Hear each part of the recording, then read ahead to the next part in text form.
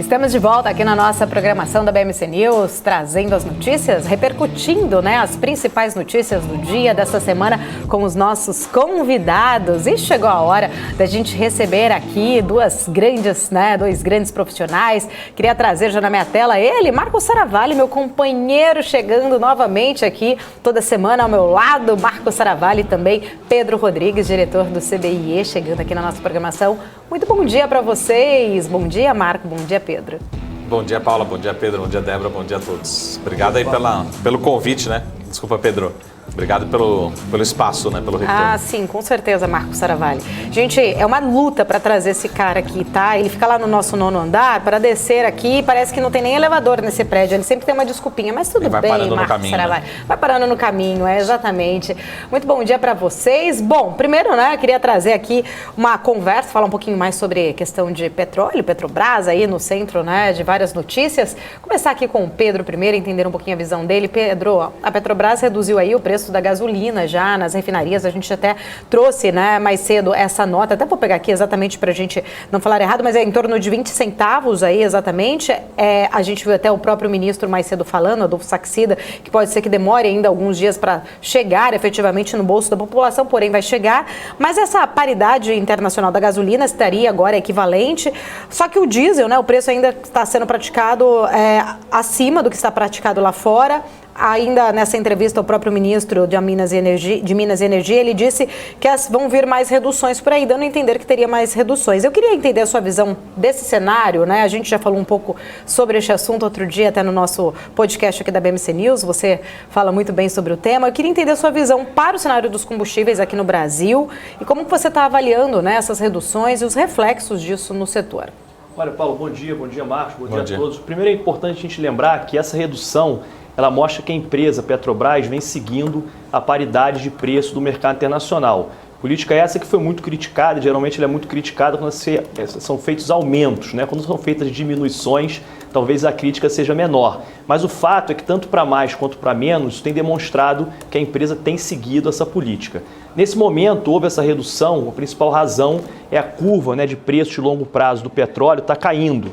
A gente está vendo o petróleo mais barato no cenário futuro. E a principal razão disso não é ter acabado a guerra, mas sim o risco de recessão na economia americana, que provoca, por consequência, uma recessão econômica global e a gente tem uma diminuição da demanda por petróleo. Consequentemente, uma oferta maior, o preço vai cair. Se a guerra acabar amanhã ou se a guerra tiver um fim próximo, provavelmente a gente vai ver essa redução ainda mais rápido, o que pode provocar, irá provocar diminuição nos preços dos combustíveis ainda maiores aqui no Brasil. Quando você coloca o diesel, por que o diesel talvez não tenha tido essa diminuição agora? Tanto a gente fala de mais ou para menos, essa política de preço é uma questão comercial da empresa. Então o petróleo ele é cotado minuto a minuto. O câmbio também, que é um fator que influencia, também tem sua cotação minuto a minuto. Então quando a empresa pratica a diminuição ou aumento de preço, ela não olha o minuto a minuto. Ela acaba olhando uma previsibilidade futura do que ela está vendo no mercado internacional e principalmente o câmbio e estabilidade desse preço. Quando a gente fala do diesel, em razão da guerra entre a Rússia e a Ucrânia e o risco de falta de gás da Rússia para o continente europeu, a Europa acabou estocando muito diesel, vem aumentando os estoques de diesel com o risco da Rússia parar o fornecimento de gás. Com isso, o preço do diesel subiu ainda mais que o preço do petróleo no mercado internacional. Então, na minha opinião, em razão dessa estabilidade com o combustível derivado diesel especificamente, é que a gente nesse momento ainda não viu essa diminuição acontecer também no preço do diesel. Até vou falar um pouquinho mais sobre a questão do diesel com você, mas o Marco Saravalli, queria entender um pouquinho da sua visão sobre o setor como um todo, mas também especificamente em relação à Petrobras, entender um pouquinho da sua análise, como analista. Nos últimos meses a Petrobras teve aí nessa pauta, várias trocas, teve a troca de comando, de diretoria, várias notícias, essa pressão toda também pela questão da redução do preço dos combustíveis, mas eu queria entender um pouquinho da tua visão em relação à companhia em si, pensando do lado do investidor, como que você poderia sinalizar, de repente, a tese de investimentos, pensando mais para o lado do investidor, deste atual momento da Petrobras? Bom, até um momento que a gente está vivendo agora, para quem é mais do time de análise, está acompanhando o mercado de capitais, a gente está passando por o clássico e tradicional temporada de balanço nesse momento. A gente não viu ainda o resultado da Petrobras referente ao segundo trimestre. Mas já adiantando uma pergunta aqui que me fazem todos os dias, principalmente nesses períodos, Marco, como vai vir o resultado da Petrobras? E a gente deve ter um resultado relativamente parecido com o que foi o primeiro trimestre, principalmente que a gente fala na linha final. No lucro líquido deve ser muito forte. As expectativas nossas, né, dos principais analistas que acompanham o papel, que tem cobertura oficial, tem uma projeção de lucro líquido muito forte. E isso vai ser manchete dos jornais, né? O lucro líquido provavelmente deve girar na casa de 40 bilhões de reais novamente, ou até mais do que isso, a gente fala sempre em dólar, né, esse valor, e deve ser algo realmente que chame muito a atenção. Se a gente pensar na companhia, né, como o Pedro estava falando, a companhia segue realmente um comportamento, uma disciplina muito grande, e isso que os investidores, né, quando a gente fala, é sempre uma companhia de capital mista, né, ou seja, qual que realmente é o objetivo. Mas o objetivo de qualquer empresa é gerar valor para os seus acionistas, e isso ela está conseguindo fazer. Por isso que mesmo que com todo esse arrefecimento do petróleo, o Pedro está falando, devolveu, a gente está com o petróleo ainda acima de $100, né? O Brent, que é a principal referência, ainda está acima de $100. E isso ainda é muito bom para a Petrobras. Lógico, para a Petrobras como empresa, né, como companhia de capital aberto, seria melhor 110, 120 para a empresa, sim. Só que ainda é um patamar muito elevado, né? E ainda que acaba gerando muito caixa, acaba gerando muito lucro para a companhia, consequentemente muito dividendo. Por isso que nesse ano de 2022, quando a gente estiver lá em 2023 e olhar para 2022, a Petrobras vai estar com certeza entre provavelmente top 5 das ações que pagaram mais dividendos ao longo do ano de 2022. Isso bom para o governo, isso bom para o acionista, isso é bom para nós, mas o momento da companhia continua sendo muito bom, ou seja, ela vem se desfazendo de ativos menos rentáveis, focando na exploração, na produção, né, e focando realmente na rentabilidade, como qualquer companhia deve ser. Então, já adianto para vocês, pessoal, uma pergunta que sempre me fazem, Paulo, vale a pena comprar Petrobras antes dos resultados? Sim, né? Tudo mais constante. O Pedro depois vai falar um pouquinho se o petróleo vai subir daqui até o resultado, nos próximos 15 dias, né? Ou não. Mas olhando para os resultados, eu acho que vai ter surpresas positivas, as ações vão reagir positivamente novamente. Eu acho que vale a pena se posicionar para essa temporada de balanços falando de Petrobras. Eu queria te aproveitar e fazer uma pergunta para vocês dois, né? Claro, a gente está num ano de eleições, tudo pode acontecer, né? Até o resultado dessa eleição, porém, a gente tem visto muito o presidente Jair Bolsonaro, muitas vezes defendendo a questão até do processo da privatização da Petrobras, já falamos sobre isso aqui, mas eu queria entender da visão de vocês. Eu sei que o Marco, lá atrás, né, Marco, a gente falava disso, o Marco falou que talvez nem as próximas nossas futuras gerações viriam esse processo acontecer. Mas vocês acham que, diante de todo esse cenário, né, que a gente tem visto exatamente da Petrobras, seria o momento certo de iniciar um processo de privatização da companhia? Queria entender a opinião de vocês. Vou começar com o Pedro primeiro. Olha, o Marco colocou uma questão importante, né? A Petrobras deve ser, em razão desse modelo societário que foi criada, a única empresa de petróleo do planeta que reclama quando o barril do petróleo sobe. Em razão de toda essa confusão e conflito político que a empresa está inserida no meio. Eu acho que hoje em dia a gente ter uma empresa no Brasil, né, no mundo moderno, estatal de petróleo, na minha visão, não faz mais sentido. A gente, no petróleo, hoje é uma commodity internacional, o Brasil é um país com instituições sérias, instituições sólidas. Então, acho que a privatização talvez seja realmente um caminho para a gente deixar de ter dentro da empresa, né, de uma empresa geradora de caixa, esse conflito político que sempre acontece, fica sempre, quer dizer, se correr o bicho pega, se ficar o bicho come. É importante para o acionista e para o próprio governo a empresa ter lucro, porém, sempre que a empresa tem lucro, o acionista majoritário, o controlador, reclama dos lucros da empresa. Eu acho que a gente teve uma demonstração, Paulo, muito legal, interessante, agora com a privatização da Eletrobras, que talvez fosse também, né, uma dessas meninas dos olhos de ouro, né, do governo e da população brasileira, uma empresa enorme, né, que também dava orgulho aos brasileiros, que perdeu sua capacidade de investimento, ficou para trás no setor elétrico e que agora, capitalizada e privatizada, vai conseguir acompanhar seus pares e realizar esses investimentos tão necessários para o país e para a própria empresa. Então acho que isso é uma demonstração de que talvez no próximo governo, esse agora não dá mais tempo, obviamente, a gente consiga ter uma discussão, pelo menos iniciar uma discussão de processo de privatização da Petrobras. Agora, privatizar uma empresa do tamanho da Petrobras, é importante a gente colocar, não é igual vender uma empresa ou uma camiseta, né? Precisa de um modelo muito bem feito, um modelo que não crie monopólios regionais. A Petrobras é uma empresa gigantesca que tem ainda monopólios de fato em diversas cadeias, diversas áreas, né, da cadeia do petróleo. Então, se a gente simplesmente vender essa empresa sem uma modelagem correta, a gente pode acabar criando monopólios regionais e aí sim vai ser muito prejudicial, mais ainda, para a população brasileira. E aí, se a gente fizer isso, é capaz, no final do dia, a gente acabar culpando, né, e ver os nossos políticos culparem a privatização em si, né, por ter sido mal feita e não o modelo, e falar que a privatização ou privatizações são ruins para a nossa sociedade, que na verdade, na minha opinião, é totalmente o contrário. E aí, Marcos Saravalli, a sua visão?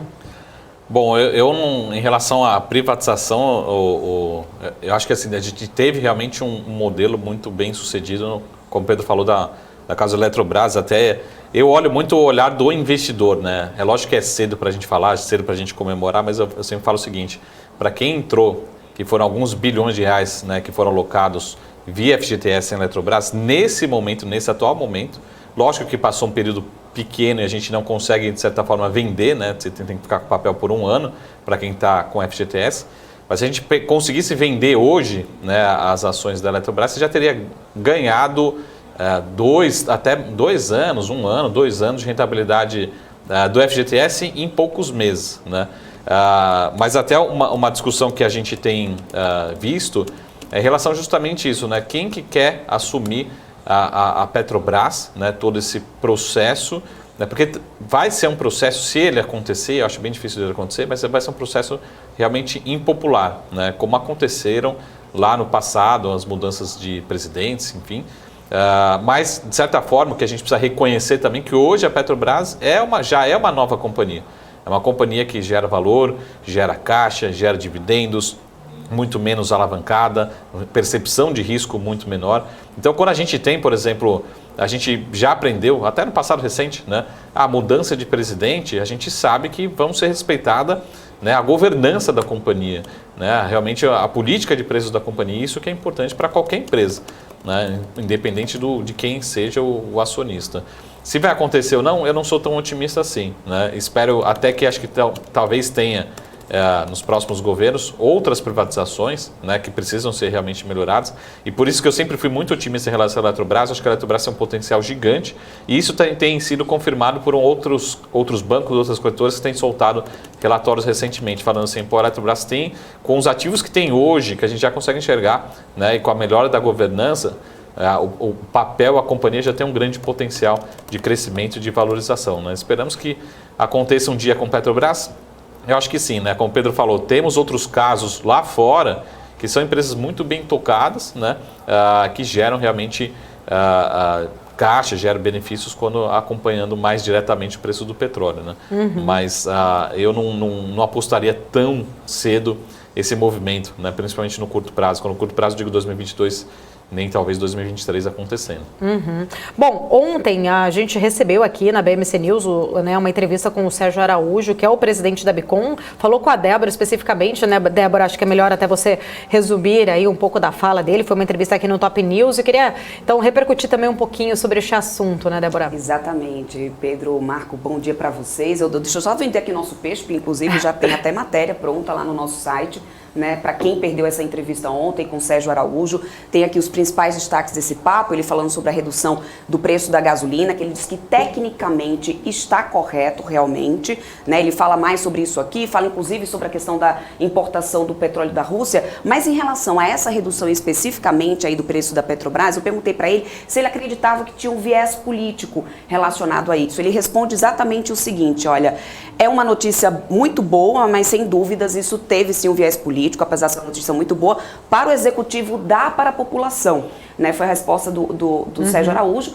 que também, claro, grifou ali que realmente, em questão da paridade, tecnicamente é correto. Mas aí, Pedro, eu queria repercutir contigo também, porque com essa queda de 20 centavos na gasolina, a diferença estava ali em 30 centavos mais ou menos, essa questão da paridade. Não seria muito pouco essa margem para poder já trazer essa redução logo agora? Olha, Débora, essa questão da paridade, a conta de paridade, né? Ela é uma conta que se você, por exemplo, o Sérgio tem um número na Abicom. Ontem eu estava vendo um relatório do Goldman Sachs, eles dizem que a gasolina aqui no Brasil está sendo vendida 15% mais barato e o diesel 5% a mais. Então, dependendo de como você faz essa conta, né, a gasolina tem diversos tipos de gasolina, tem diversas áreas para importar, né, diversos portos de importação, frete, volume, tem outras variáveis que podem entrar em consideração para a gente mexer em 1% para lá, 2% para cá. O importante da gente ter essa noção é que, como a gente está tendo uma estabilização / tendência de diminuição do preço do barril, a Petrobras vem seguindo essa política, né, de diminuir o preço quando também o barril desce. E a política de preço, no final, se a gente pensar, imaginemos que a gente tenha no Brasil um mercado maduro, como o mercado americano, com diversas refinarias. Cada refinaria, cada empresa vai fazer a sua própria política comercial, né? Então ela vai repassar, se o preço do barril cair 1% num dia, ela pode repassar a totalidade, pode não repassar. E da mesma forma a Petrobras, dentro dos seus limites, faz esse tipo de política e consegue repassar ou não repassar mais ou menos, dependendo dessas variáveis que eu coloquei. Então, eu acho que a gente não tem como falar se 30% é muito, se 10% é pouco. O que eu acho que é importante e positiva dessa notícia é a demonstração de que a empresa vem seguindo a paridade de preço e vem seguindo a tendência de diminuição que está acontecendo no preço do barril do petróleo no mercado internacional. Vale a gente lembrar também que no Brasil, além do preço do barril, outro fator importante é o câmbio. O barril do petróleo é cotado em dólares, logo a gente tem também o fator câmbio que entra nessa conta. Então, se o barril cair muito de preço e o câmbio subir, a diminuição acaba sendo menos do que a diminuição dada pelo preço do barril. Então, eu acho que mais importante, voltando, do que diminuir 10 centavos, 20 centavos ou ter uma diferença ou outra, eu acho que é essa demonstração de que a empresa vem seguindo essa política de preço de paridade internacional, que é tão importante para a gente manter o nosso mercado aqui, principalmente abastecido. Eu queria... O Marco, já vou deixar você perguntar, tá? Mas aqui... Só para fazer mais uma aqui, antes do Marco fazer a pergunta dele. Voltar à tradição, né? Porque, gente, só para quem não sabe, o Marco Saravalli, ele é o rei de roubar minhas perguntas. E antes, ele ficava até numa câmera que não tinha ali, né, os tópicos do que eu ia abordar aqui com os convidados. Mesmo assim, ele roubava minhas perguntas. Agora ele tá com uma câmera que tem os meus tópicos. Sinal, ele vai roubar mesmo. Então, antes dele passar a mão aqui na minha pergunta, Pedro, eu só queria entender sua visão sobre um outro assunto. Inclusive, li uma entrevista sua recentemente, por isso que, né, até falei, vamos conversar com o Pedro e tentar entender um pouco sobre isso. E citei ontem, inclusive, eu estava conversando com a Lady Lara sobre commodities, estava falando sobre isso e citei essa sua fala sobre a questão dos possíveis obstáculos que o Brasil teria para comprar o diesel da Rússia, né? O Bolsonaro está aí empenhado nessa tentativa, né? Diz que vai ser mais barato, que realmente essa compra está quase certa. Porém, nessa entrevista eu li você trazendo ali uns pontos, né, de dificuldades. Eu queria entender qual que é realmente, né, a sua visão em relação a essas dificuldades que a gente poderia ter para importar o diesel da Rússia. Olha, Paula, tecnicamente você pode importar diesel de qualquer lugar, né? O Brasil, inclusive, importa 30% do diesel que consome aqui. Agora, um fato é que nunca na história da importação de diesel, o Brasil nunca importou 1 litro de diesel da Rússia. E por que isso acontece? Porque o diesel é um produto, uma commodity cotada no mercado internacional. Então, quando a gente olha o mercado, é muito mais barato a gente importar do Golfo Americano, que está muito mais perto de nós, do que a gente importar da Rússia, que está muito mais longe, apesar da Rússia ser o maior refinador de petróleo da Europa. Então, o fator frete é muito importante. Outro fator curioso é que tipo de desconto o presidente russo vai dar e para que empresa? E quem garante que essa empresa que importar vai vender o diesel do mercado brasileiro a um desconto do mercado internacional? Então essas questões de mercado ainda não estão muito bem respondidas. Depois você tem uma questão política. Hoje a Rússia ela vive um problema de embargos comerciais com o mundo inteiro.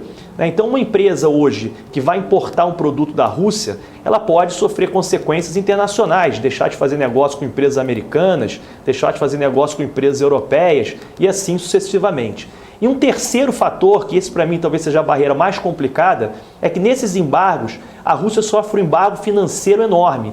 Hoje o mercado financeiro russo praticamente não existe para o mundo. Então a Rússia se fechou do ponto de vista bancário. Então como se pagaria uma empresa importando diesel da Rússia? Como vai enviar um SWIFT para um banco russo? A Rússia hoje só recebe em rublos. Então a dificuldade financeira e a barreira financeira também seria muito grande. Então eu acho que dentre todas essas dificuldades que a gente tem, talvez a diminuição do preço do barril vai vir mais rápido do que a gente conseguir organizar e equacionar todos esses problemas que trariam uma possível importação de diesel da Rússia. Ô Pedro, mas aí, por um outro lado, a gente já tem relações comerciais com a Rússia, importamos os fertilizantes, a gente já tem, são contratos antigos, entendo, esse seria um novo contrato, mas por que mudaria? Qual que seria essa dificuldade do pagamento, sendo que a gente já faz o pagamento dos fertilizantes? Esse é um ponto. E segundo, como essa questão que você pontuou, a questão do Brasil, perante a imagem do Brasil em fazer novos contratos com a Rússia, porém a própria Europa que colocou sanções ainda faz e depende do gás da Rússia. Estados Unidos estava ali recentemente também fazendo ali visitas até tentando pegar o petróleo da Venezuela. Se for por uma questão moral, os outros países também não têm essa questão moral. Por que isso pesaria para o Brasil? Olha, eu acho, Paulo, que não é nem uma questão moral diplomática, tá? Política. Eu acho que é uma questão prática de quem que vai ser esse agente importador. Vai ser o governo brasileiro? Isso é uma pergunta. Como o governo brasileiro vai vender esse diesel no mercado nacional? Vai ser através da Petrobras? Mas a Petrobras tem negócios com empresas americanas, tem ADRs na Bolsa de Nova York. Como fica essa questão política, não política do presidente, da diplomacia, mas política das próprias empresas? Você vê quando a Europa bota os embargos aos produtos russos, a Alemanha pede um waiver, fala assim, olha, aqui o gás não tem como eu fazer embargos, e coloca isso para o mercado internacional. O Brasil é a mesma coisa dos fertilizantes. Então eu acho que essa questão ela fica mais no âmbito de como vai ser, dado esse problema político que a Rússia está vivendo, do que talvez já ter uma certeza de como essa retaliação possa vir a acontecer. Mas de fato é que o risco de retaliação ele existe. Então eu me pergunto quem seria esse agente importador que toparia esse risco e bota as outras variáveis que eu coloquei, Que tipo de desconto toparia esse risco? O russo teria que dar um desconto muito grande. Quem iria vender esse produto e quem garante que esse agente iria vender ao desconto dado pela Rússia e não ao preço dado do diesel no mercado internacional? Então acho que essas variáveis todas conjuntamente é que tornam essa operação, na minha opinião, bastante complicada. E qual seria, talvez, na sua visão, uma outra solução que o Brasil teria? A gente já viu o ministro Adolfo Saxida falando que a gente tem uma reserva aí para torno de 50 dias, Queria até entender a tua opinião em relação a essa questão, de uma possibilidade, se isso realmente não acontecer, essa operação comercial com a Rússia, o que pode acontecer? A gente pode ter realmente uma falta de diesel no Brasil? Olha, Paulo, eu acho que não, Apesar do produto ele estar escasso no mercado internacional, pelos motivos que eu coloquei lá no início, o Marco pode até falar melhor do que eu, na economia, quando a lei da escassez, a primeira coisa que acontece é aumentar o preço. Então, isso a gente já está vendo. O diesel no mercado internacional está muito caro, mas o fato é que se você quiser comprar e pagar caro, você vai ter diesel. Então, eu acho que esse risco de desabastecimento ele é muito pequeno. Principalmente se a Petrobras, que é a maior refinadora brasileira, continuar praticando essa política de paridade de preço e os importadores continuarem importando diesel. O que a gente vai ter é diesel mais caro na bomba, como a gente já está vendo em alguns lugares, diesel inclusive mais caro do que a gasolina. Esses são os resultados. Agora, risco de desabastecimento, na minha opinião, esse risco é muito pequeno.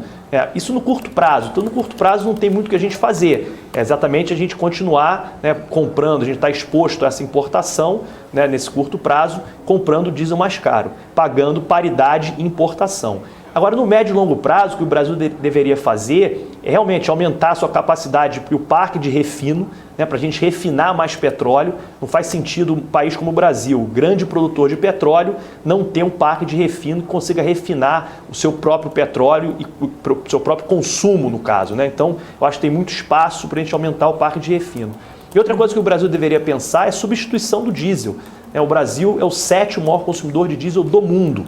A gente aqui, toda a nossa logística é feita através de transporte rodoviário de carga e de caminhões. Então, Então hoje já existem vários lugares que pensam na substituição do diesel, através do gás natural para geração de energia, através do próprio gás natural para os caminhões em longa distância, pequena distância. A gente tem aqui a possibilidade de biogás e biometano. Então o Brasil deveria pensar sim uma política de longo prazo que consiga substituir essa dependência que nós temos desse derivado do petróleo.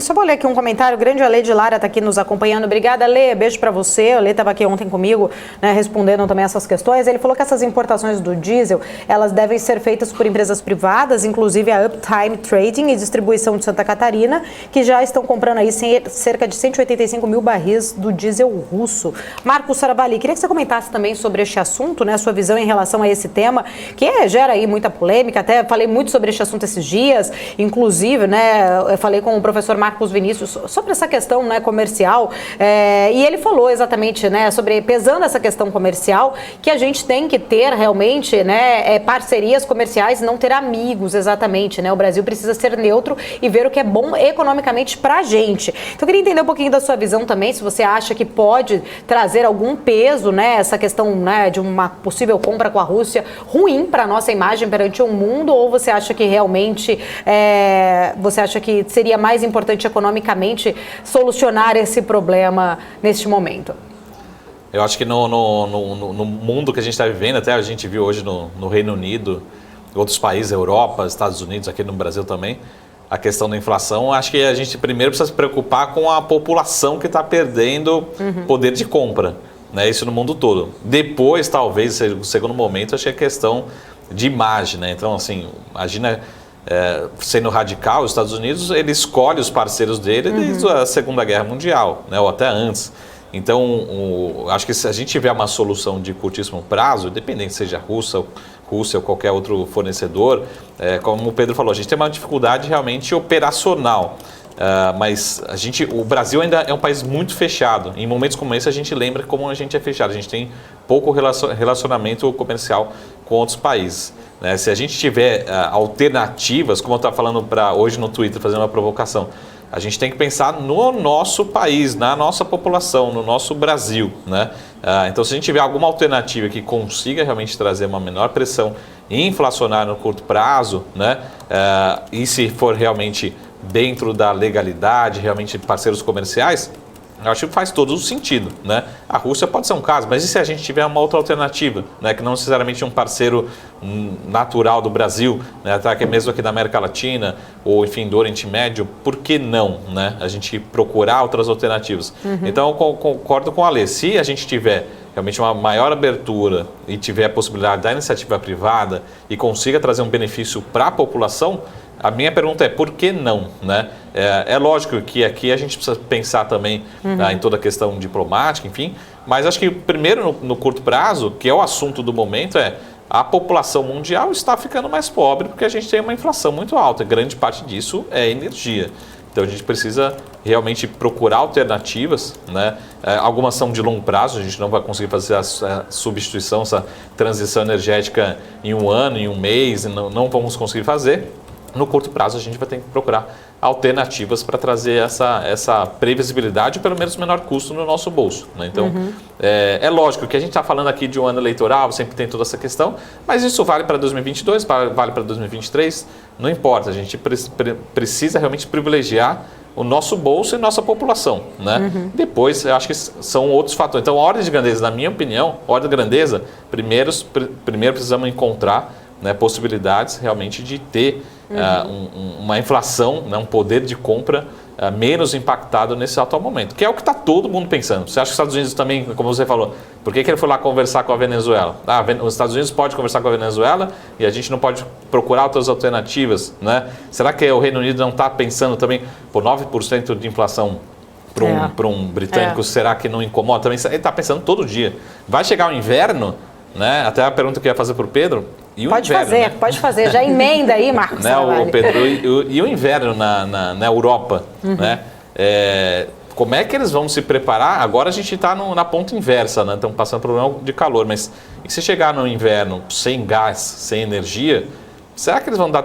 Porque não tem alternativa. Ou vão procurar outros fornecedores, ou vão ter que religar todas as térmicas possíveis, e a questão SG joga para frente. Né? Então, essa que é a pergunta que eu faço para você. A gente agora está num momento, de certa forma, de arrefecimento do petróleo, mas será que chegando o inverno no hemisfério norte, esse petróleo tudo mais constante, não volta tudo para cima, né? Olhando para a demanda?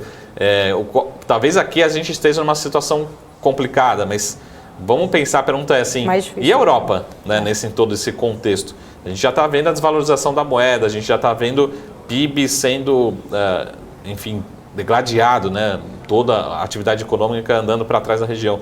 Mas será que ainda pode piorar? Qual que é a situação da Europa? O que a Europa poderia fazer? Já que a gente está falando aqui de talvez um pedacinho da operação, mas talvez a Europa ela pense isso todo santo dia e a questão dela é muito mais dependente. Até teve um relatório muito bacana aqui, depois mandar um abraço para o time da Kinea, que escreveu um artigo, não sei se você chegou a ler, Pedro, sobre... e eu queria te aproveitar que você comentasse um pouquinho sobre esse artigo, que fala um pouquinho justamente dessa dependência, que talvez lá a situação é muito mais crítica do que a gente tem aqui, né? Exato, Marco. Eu também li o artigo da Kinea, gostei muito. No início dessa guerra, eu brincava que o Putin tinha dado um checkmate quando a gente falava de energia no mundo. Exatamente. E esse artigo hoje colocou isso assim, de forma muito clara. É verdade, a Europa ela se colocou numa posição muito delicada quando ela acelerou a transição energética, esse movimento de transição, e essa posição delicada da Europa colocou ela praticamente dependente de um combustível que é o gás natural vindo da Rússia, em especial a Alemanha, onde 50% do gás consumido pela Alemanha vem da Rússia. A Alemanha é essa que descomissionou todas as suas usinas nucleares e descomissionou todas as suas usinas a carvão mineral e ficou totalmente dependente das fontes renováveis, mas para as fontes renováveis funcionarem precisa do gás natural ou de uma energia de base, uma energia que consiga gerar 24/7, não só quando venta, não só quando faz sol. Então a Europa ela se colocou nessa situação delicada. Então eu acho que a resposta para a sua pergunta é que ela vai fazer um pouco de tudo. Tá? Ela vai jogar a questão ESG para debaixo do tapete, como já vem jogando, vai recomissionar usinas a carvão e outras fontes de energia mais baratas. Ela está tentando buscar no mundo fornecedores de gás mais baratos, outros fornecedores de gás nem mais baratos, na verdade até mais caros, que esse papel os Estados Unidos vem desempenhando, mas você construir terminais para você receber esse gás líquido, vai lembrar que boa parte da Europa recebia o gás através de gasodutos, a preços muito mais baratos do que o gás comercializado no Henry Hub ou o gás comercializado na Holanda, no ticket da europeu, do que era esse gás russo vindo por gasodutos. Então ela está buscando outras alternativas e construir essas plantas, essas terminais de regasificação também levam tempo. Então a resposta de curto prazo é uma. A Europa está de olho no diesel, porque o diesel é o único combustível que consegue substituir o gás no curto prazo. Se você olhar lá na bolsa de commodities, tem lá um combustível que chama heat oil, e o heat oil nada mais é do que óleo diesel. Por quê? Porque o óleo diesel vai substituir o gás para aquecimento das casas e principalmente para funcionar caldeiras e operações industriais que são tão importantes para a economia e para o PIB europeu. Então esse movimento, esse risco de desabastecimento de gás natural é o que tem levado o europeu a estocar óleo diesel com medo já do que vai vir no próximo inverno, e é o que tem provocado, foi a pergunta da Paula um pouquinho lá atrás, esse descolamento do preço do diesel do preço de outros derivados de petróleo. Esse risco de falta de gás, e a Europa está vendo, com razão, somente no diesel essa saída do curto prazo. Respondido, Marcos Saravalli. Muito bom, tem mais 139 perguntas aqui. Mas Marcos, só repete de onde que foi o relatório, tem gente aqui no chat perguntando sobre o artigo. Da Kinea. E depois eu vou fazer o seguinte, pessoal, se você não está lá no Telegram da BMC, entra lá, entra lá, se inscreva, é gratuito, tem muita informação útil. E saindo daqui, hoje à tarde, eu pego o link e eu deixo lá. É um artigo público, vocês podem procurar também, está no site da Kinea. Deixa eu pegar pelo Telegram da BMC. Mas eu vou deixar lá o link direto, vou deixar o artigo também, mas está muito bacana, muito bem escrito. É a opinião deles, mas acho que eu, como talvez o Pedro aqui, a gente concorda em grande parte ali do que está escrito, mas vale muito a pena entender que, se me fala a memória, o Pedro acho que falando sobre uma relação ali com xadrez, para quem gosta, fazendo toda essa relação aí do xadrez geopolítico mundial. Mas, Pedro, deixa eu fazer uma pergunta aqui, Paula, para o Pedro, que acho que é uma pergunta mais para 2023 do que para 2022. que é a grande preocupação que você falou assim, mais para o Brasil. Mas para vocês, né, qual que é a chance, qual que é a possibilidade, por exemplo, da Petrobras em 2023, de haver uma mudança na política de preços, né? Porque a gente viu até agora mudanças de executivos, né? E chegou-se a ventilar sobre a possibilidade de mudança da lei das estatais, governança da companhia, o que continua muito estável, né? E inabalado. Mas, né, a gente sabe que tem uma possível mudança política no Brasil e o investidor vai ficar ansioso, vai ficar tentando antecipar esse movimento, né? Mas qual que é a possibilidade, o que poderia acontecer, né? Porque a gente realmente sabe que no Brasil tudo é possível. Então a gente teve, acho que, na minha opinião, um avanço muito grande nas estatais, principalmente na Petrobras, né? Os resultados, a ação fala muito sobre isso, né? O desempenho da ação, mas qual que é o cenário, qual que é a possibilidade, né? O que poderia acontecer, né?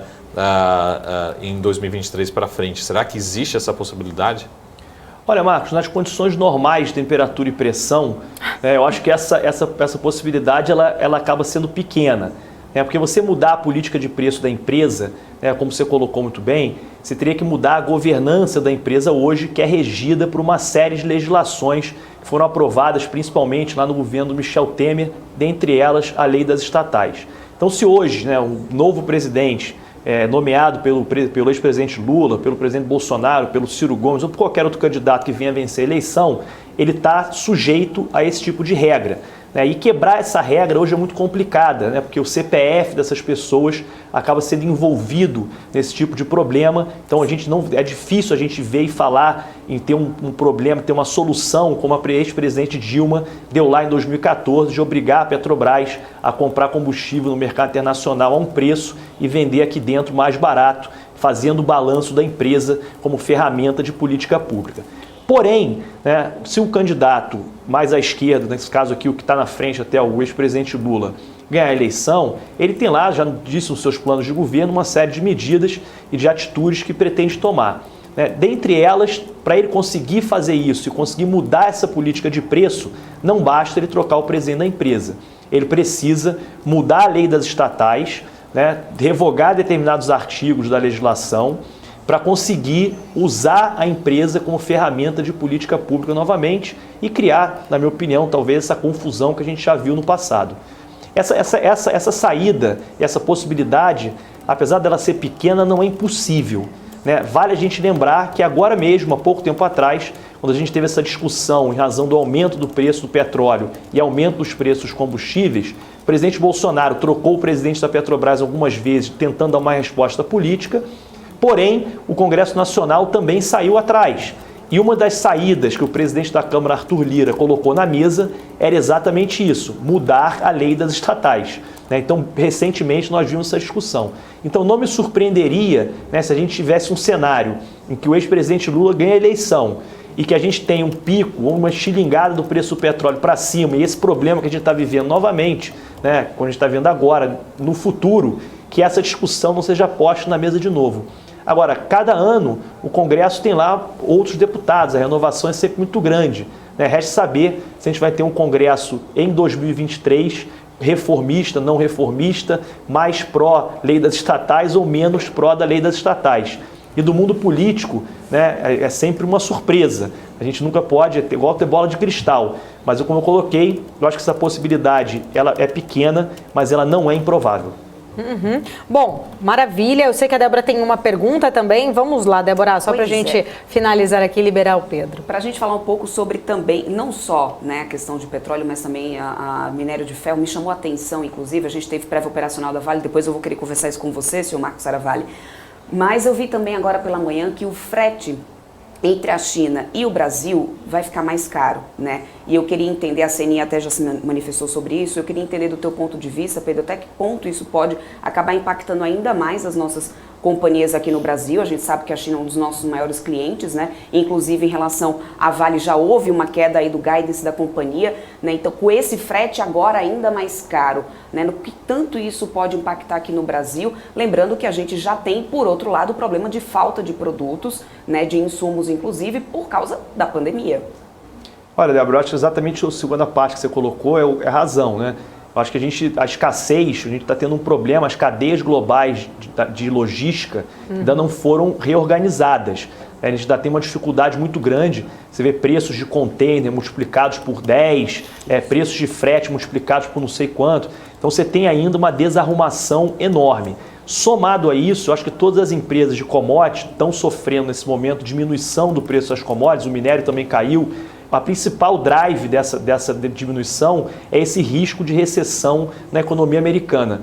A gente está vivendo um momento muito parecido. Em 1979 foi o segundo choque do petróleo e o governo americano, na época, o economista Paul Volcker, para tentar resolver o problema da alta das commodities, ele subiu o juro americano na estratosfera e provocou uma recessão mundial, tanto que a década de 80 ficou conhecida como a década perdida.